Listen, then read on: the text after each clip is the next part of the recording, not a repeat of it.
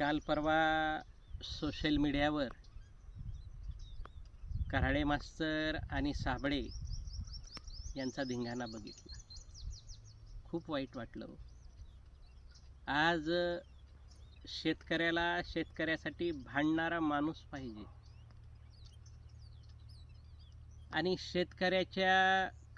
शेतकऱ्याला आज गरज आहे की एक शेतकरी दुसऱ्या शेतकऱ्याशी पाठीशी उभा राहण्याचा.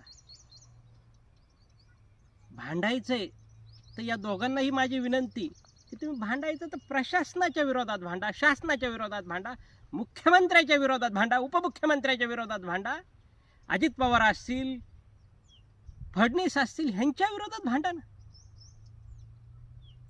शेतकऱ्यांनी एकमेकाचे पाय ओढून कुठं शेतकऱ्याचं भलं होणार नाही.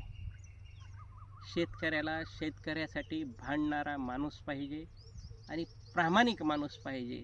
त्यामुळं सर्वांना विनंती की शेतकऱ्याच्या पोरांनो, खरी आज शेतकऱ्याच्या हिताची बाजू मांडण्याची गरज आहे.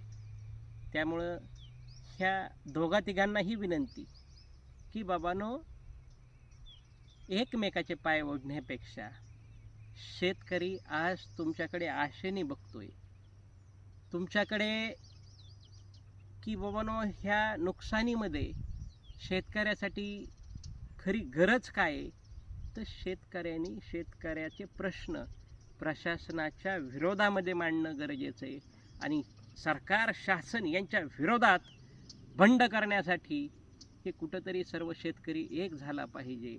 आणि सगळ्याला तुम्हाला माहिती आहे, पूर्वीपार परंपरेपासून एक गोष्ट चालत आली, एखाद्याला युद्धात हरवता आलं नाही तर त्याच्यासोबत त्याची बदनामी केली जाते.